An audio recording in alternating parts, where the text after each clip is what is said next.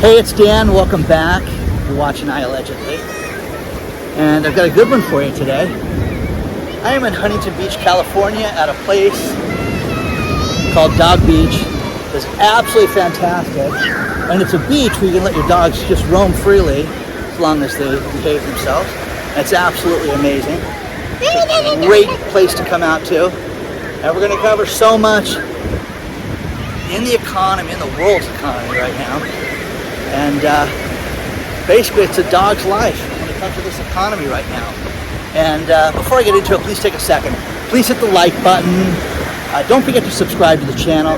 Please do that. You know, the growth has been explosive. We just crossed over 210,000 subscribers with this video, and I am so grateful to absolutely everybody.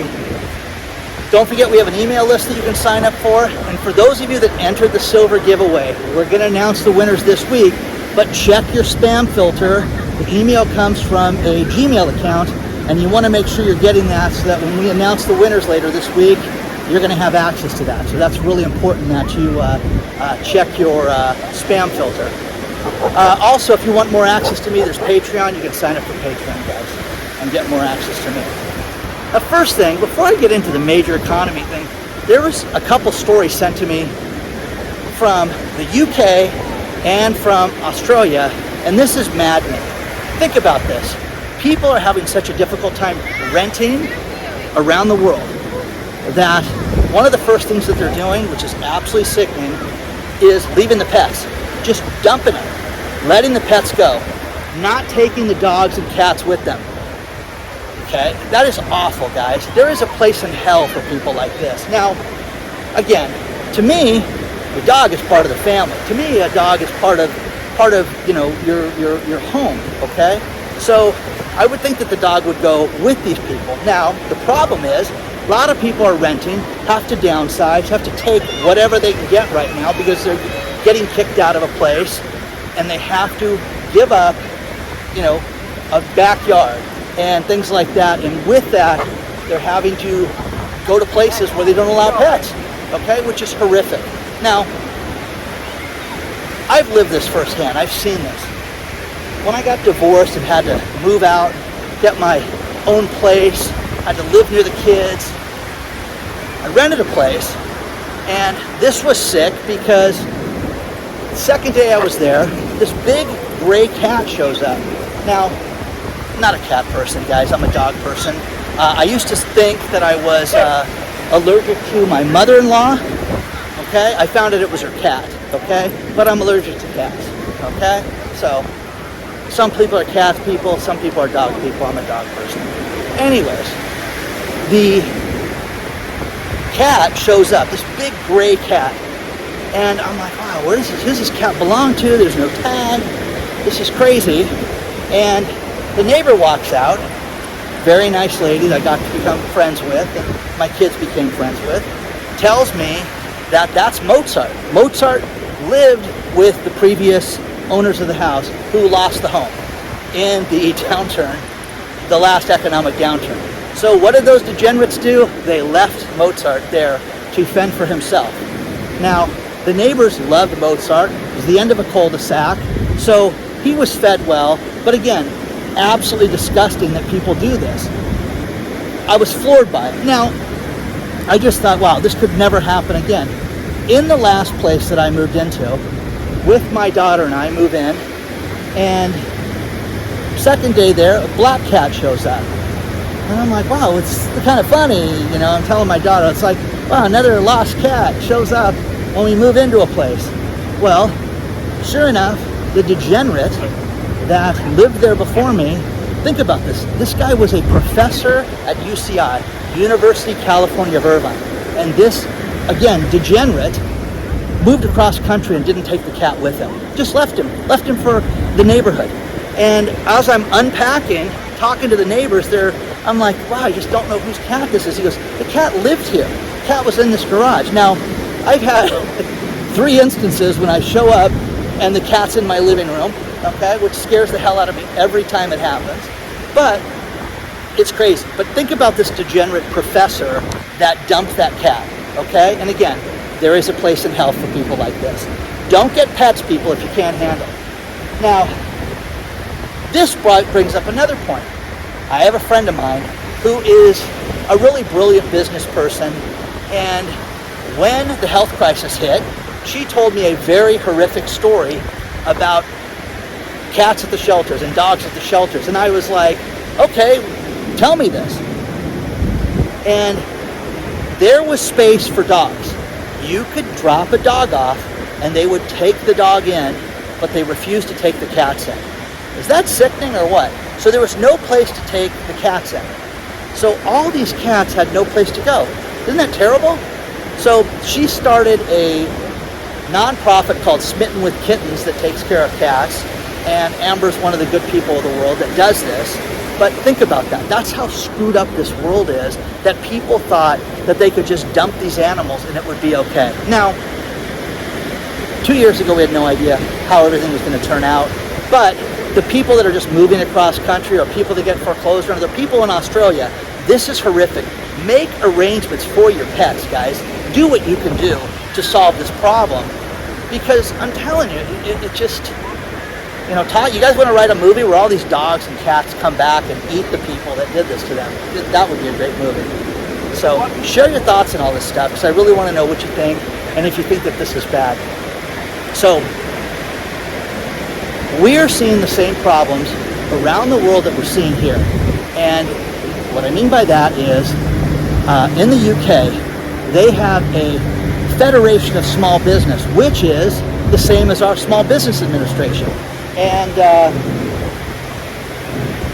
the Federation of Small Business is saying, hey, we need to get money for these small businesses or they're going to go out of business. There's going to be 500,000 businesses that are going to close if they don't get money. How is that going to solve the problem, guys? Haven't we already lived through this mess where you give people free money and they don't do anything with it? The thing that floored me the most during the PPP debacle and the EIDL loan situation was I dealt with and consulted with so many companies during this time and was absolutely floored at how many restaurants were completely upside down at the beginning of 2020. So it wasn't a new thing. They tried to blame it on the health crisis, but they were upside down. They owed, 4 different vegetable suppliers money. They owed 2 meat suppliers and were getting sued by this person. And, I saw all this stuff. So with that, do you give money to these people? Well, that's what UK is trying to do right now. And they say 500,000 businesses will go out of business as a result of this, which I say, okay, well, you gotta sit down and make a decision on if it's worth staying open or not. Is your business viable? And again, you can kid yourself, you can talk about how your business has been around 30 years, and you can lie to yourself about numbers, but the numbers that are true is your business gonna be viable? Is it gonna stay open? Here's a few Elon Musk stories that are kind of interesting. One thing I learned about the medical space is the number one market for medical innovation and medical devices is India right now, because there's so many people there.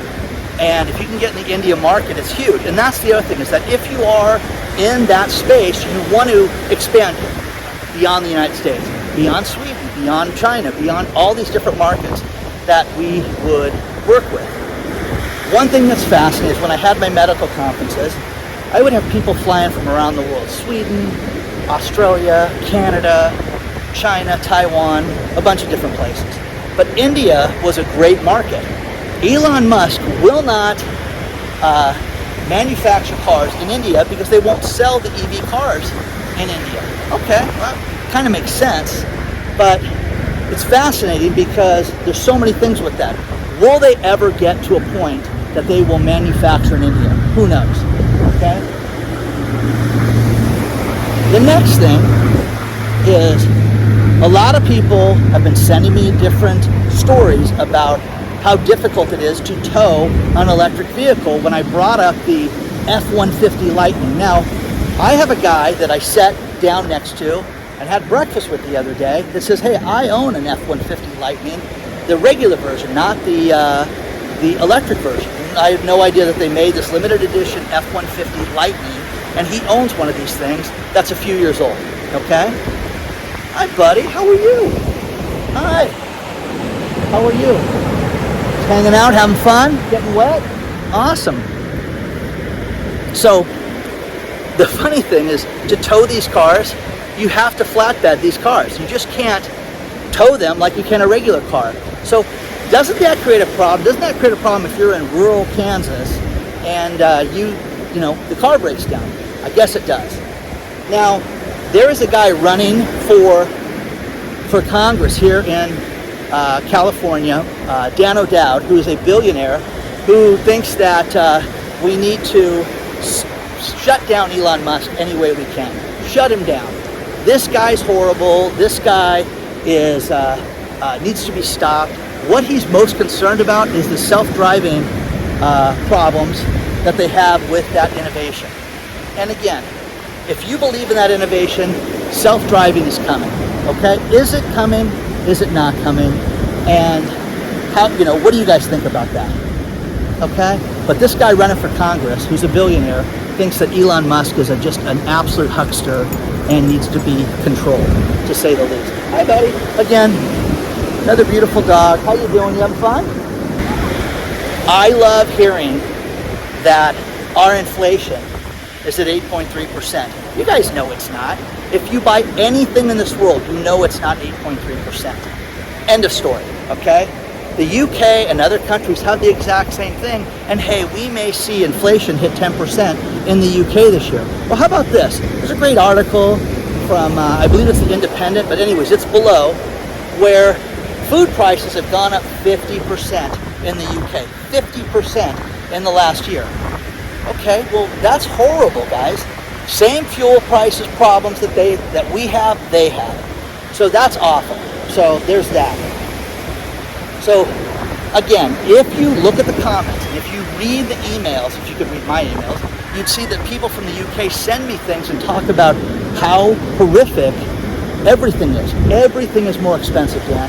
From pasta, to sauces, to spices, to meat, to gas, to oil, to absolutely everything. But here's a story of how it went up 50%. But we're supposed to sit around and celebrate this, that the politicians are doing a great job. Now, here's the thing. That goes back to the very first story, and that is, do you give businesses, 500,000 businesses, more money? Because you know there's restaurants in that mix. You know that there's restaurants that are losing everything and that cannot make a profit, but we're supposed to write a check for these guys.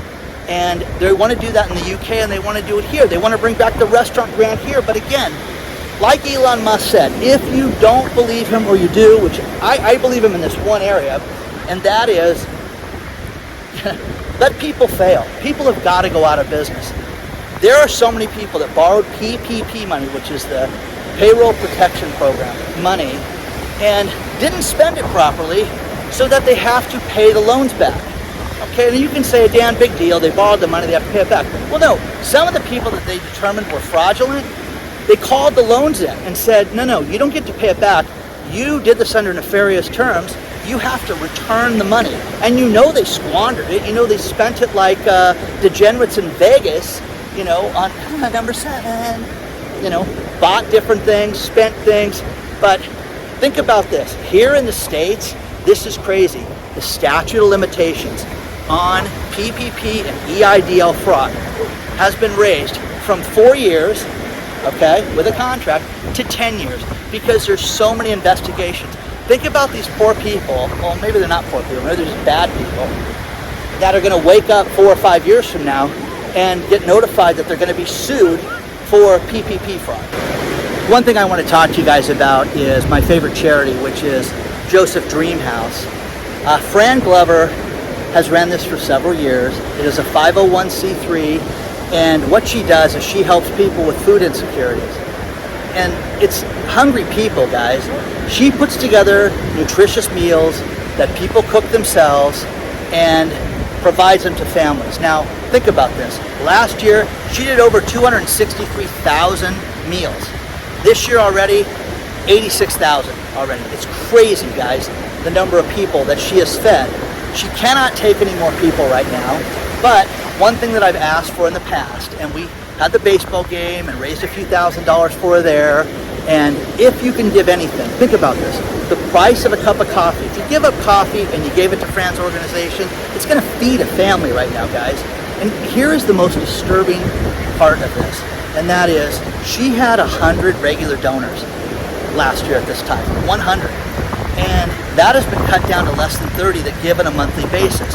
So if you could give on a monthly basis, that would be awesome. If you could give one time, $5, $10, $20, $100, it would be greatly appreciated, but you're going to feed families when you do this. Now, you know, I've learned so much working with her, and there is Hunger Awareness Month in September, which is sickening, guys, that we have to have a Hunger Awareness Month. But there are so many people out there right now that in this great economy are having a difficult time. And as I was saying, as I got sidetracked, which I normally do, that she had over 100 donors that were giving every month. Now she has less than 30, and half of those people are getting food from her right now. And these were not broke people. These were people making good monies that lost their jobs and now have to use her services. So the link will be below in the video description. On top, if you can give anything to Joseph Dreamhouse, all the money goes directly to her. She's the greatest woman in the world, but I love the organization. You can check out the website, and if you can give anything, and if you can give monthly, even better. But take a look at Joseph Dreamhouse for me. The banking industry. Banking industry around the world is seeing more and more professionals leave the banking industry right now. Huge percentage.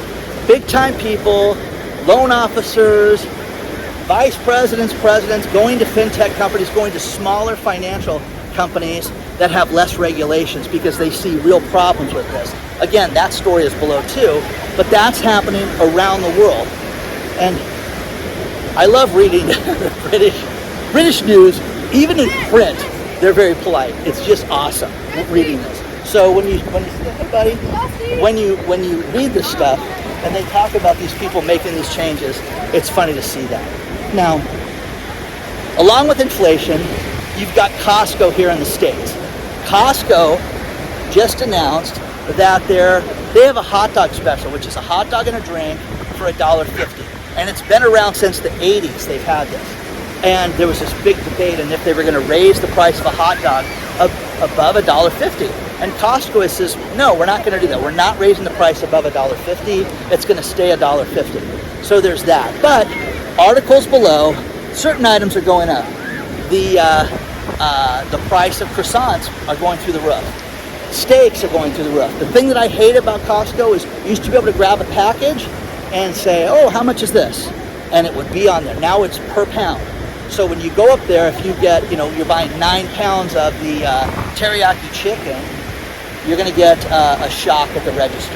People are experiencing that left and right. One thing that fascinates me about startups is if you ask 90% of them, they're going to tell you that their big problem is that they need money because they're going to fix everything and that's all they need. Well, they don't need a strategic partner, they don't need manufacturing, they don't need sales, they just need more money, okay? Silicon Valley is basically having, the spigot shut off right now. And again, if the economy is so good, why are we seeing this right now? You're seeing people dump animals, which is disgusting, but why is Silicon Valley, shutting down with the startups, okay?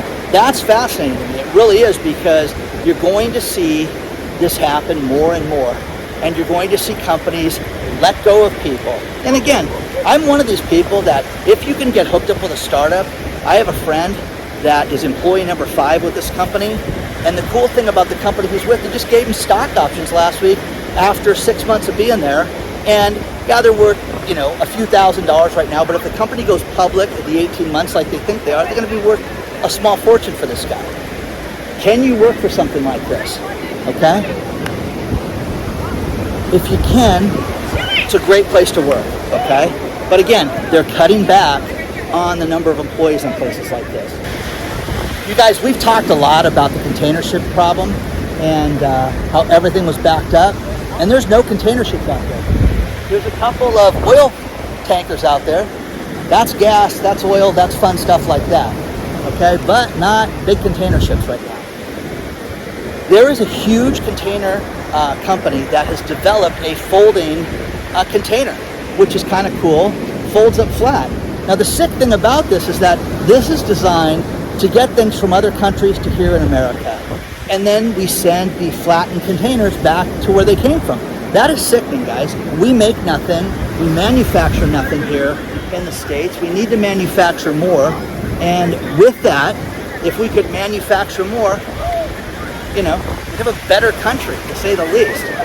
Okay? We can't have a service country and be a world leader. It's just impossible. But think about this. Somebody solved the problem of all those heavy containers sitting around. We'll just flatten them out and ship them, you know, back to where they came from, which is sickening. We need to fill those containers with our merchandise and ship them back to other countries. That's what we need to work on.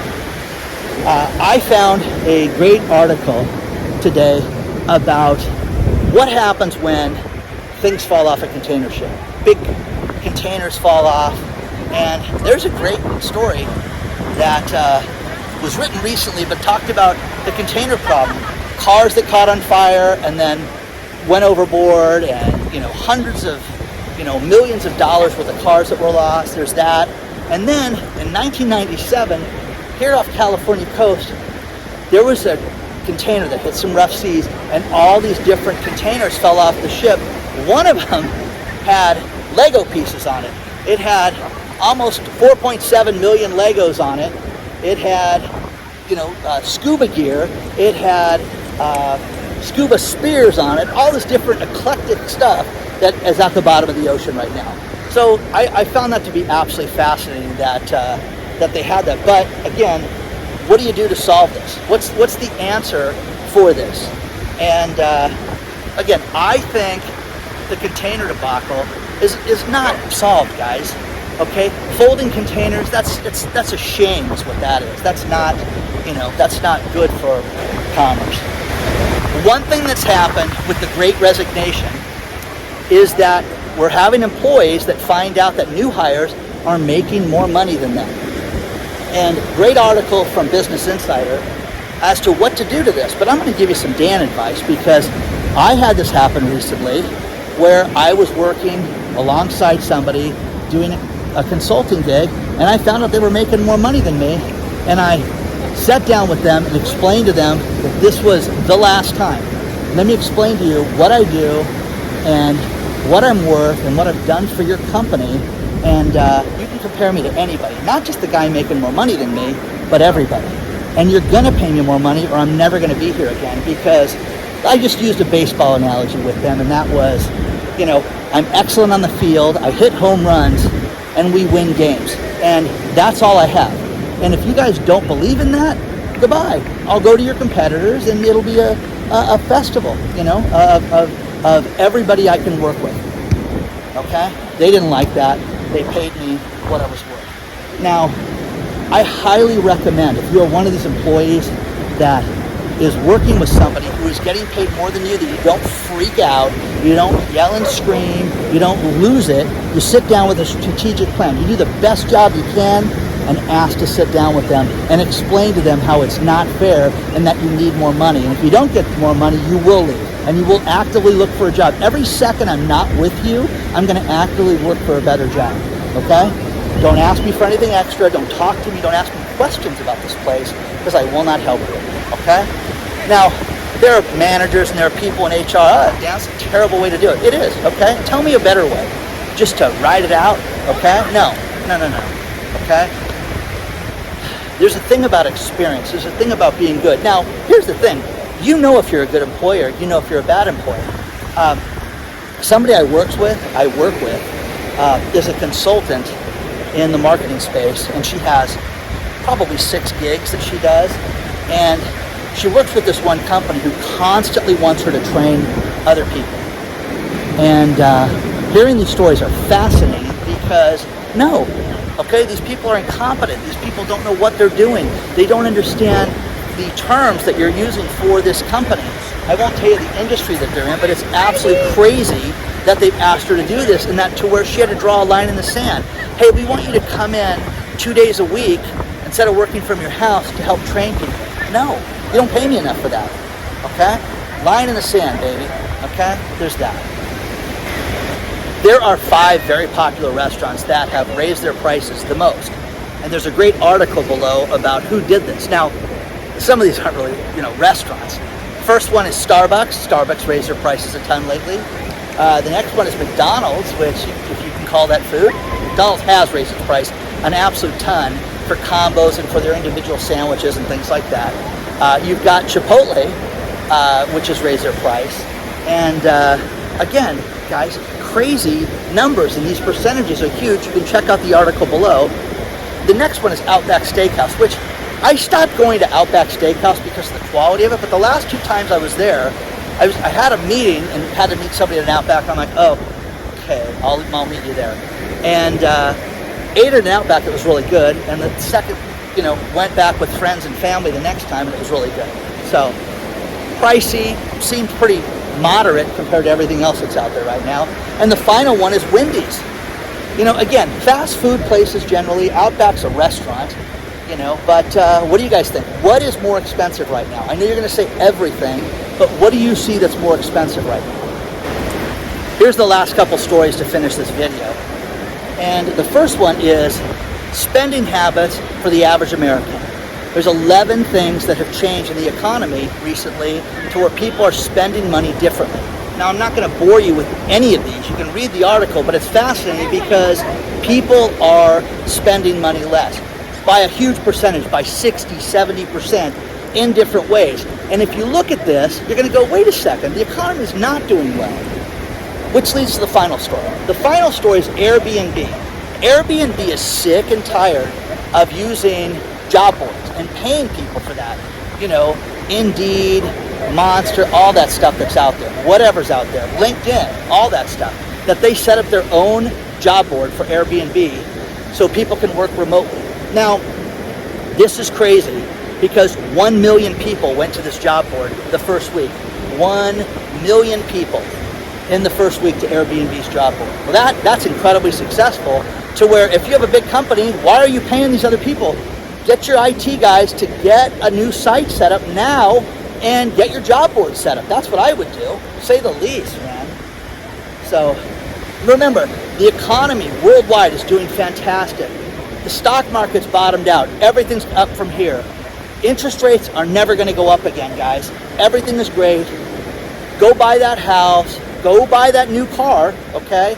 Get the Tesla, get everything, spend like there's no tomorrow because everything is back to normal and you're doing great. But 1 million people, 1 million people went to work for Airbnb. Now, I know a guy who is an engineer, who is a great guy, okay? But he's an engineer, okay? He's not the most social guy. And I love having lunch with this guy because he's really smart and his company has invented something that is absolutely amazing and they're trying to raise money for it. But as they do this, he's got to work at his side gig. Hey, buddy, look at this guy. So, as he works on, as he works trying to raise money for his company, he's got to have this side gig. But he's like, Dan, I get Silicon Valley pay, but I work remotely. And this guy, he's single. He lives his life. He travels around the country. I'm going to go rent an Airbnb in New Mexico. I've never been there. Can you do that? Yeah, I can afford it. So he does that. So do what you got to do, guys.